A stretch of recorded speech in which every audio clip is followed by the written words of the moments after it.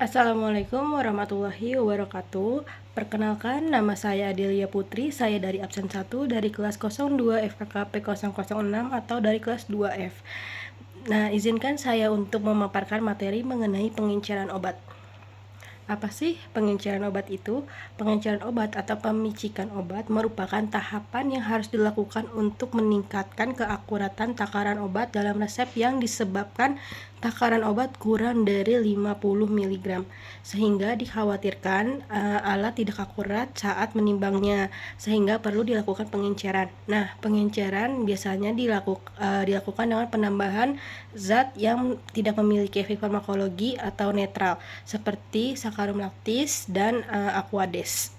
Nah, di sini saya ingin menjelaskan 4 materi pokok. Yang pertama ada tujuan dari pengenceran, macam-macam obat yang dapat dilakukan pengenceran. Yang ketiga, aturan umum pengenceran atau perbandingan obat dan pengencer. Yang terakhir yaitu perhitungan pengenceran. Nah, perhitungan pengenceran ini dibagi menjadi dua, yaitu pengenceran sediaan padat dan sediaan cair. Selanjutnya yaitu tujuan dari pengenceran. Yang pertama, meningkatkan keakuratan takaran obat. Yang kedua, memperkecil ukuran partikel obat.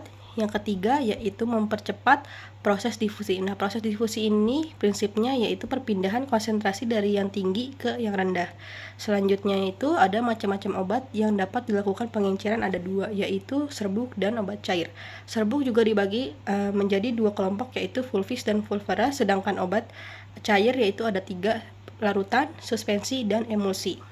Selanjutnya yaitu aturan umum pengenceran atau perbandingan obat dan pengencer. Yang pertama, jika berat obat dalam resep 10 sampai 50 mg, maka dibuat perbandingan pengencerannya 1:10. Artinya bahan ditimbang 50 mg dan expience-nya 450 mg, jadi totalnya 500 mg. Yang kedua, jika berat obat dalam resep 1 sampai 10 mg, maka dibuat perbandingan pengencerannya yaitu 1:50. Artinya bahan ditimbang 50 mg dan expience-nya 2450 mg, jadi totalnya itu 2500 mg.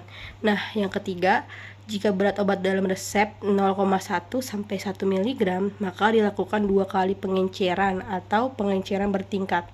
Nah, di sini selanjutnya yaitu perhitungan pengenceran.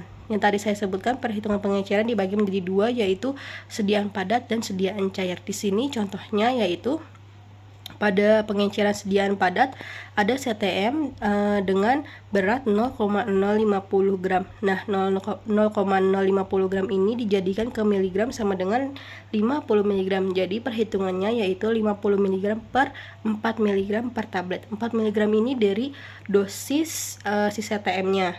Jadi didapatkan hasilnya 12,5 tablet. Nah, di dalam laboratorium itu tidak mungkin kita mengambil 12,5 tablet, tidak mungkin kita mengambil obat ganjil, jadi harus dibuat pengencerannya. Maka perhitungannya ialah pengenceran CTM 1 tablet ditambahkan dengan sakarum laktis at 500 mg.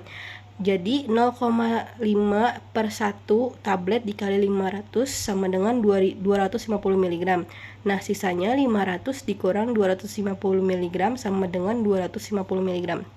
Jadi CTM yang kita ambil nanti yaitu 12 tablet plus 250 mg obat yang tadi kita sudah lakukan pengenceran. Selanjutnya yaitu pengenceran sediaan cair. Contohnya di sini ada Spirotus dilutus sebanyak 100 ml. Kita lihat di dalam laboratorium atau dimanapun yang ingin kita encerkan, kita lakukan pengenceran, konsentrasinya berapa. Contohnya di sini saya ambil 96%. Maka perhitungannya dengan rumus V1K1 V2K2, di mana V1 dikali 96% sama dengan 100 dikali 70%, hasilnya yaitu 72,91 mili, kita buatkan menjadi 73 mili. Nah, di sini ditambahkan air aquades at 100 mili. Nah, di sini juga ada prinsip pengenceran pada larutan. Yang pertama, lakukan perhitungan pada pengenceran. Yang kedua, masukkan larutan ke dalam labu takar. Yang ketiga, tambahkan pelarut sampai leher labu takar. Yang keempat, lakukan pengocokan ad homogen. Nah, yang kelima, tambahkan pelarut ke dalam labu takar sampai tanda batas. Dan yang terakhir, lakukan pengocokan kembali sampai homogen. Cukup sekian pemaparan materi dari saya.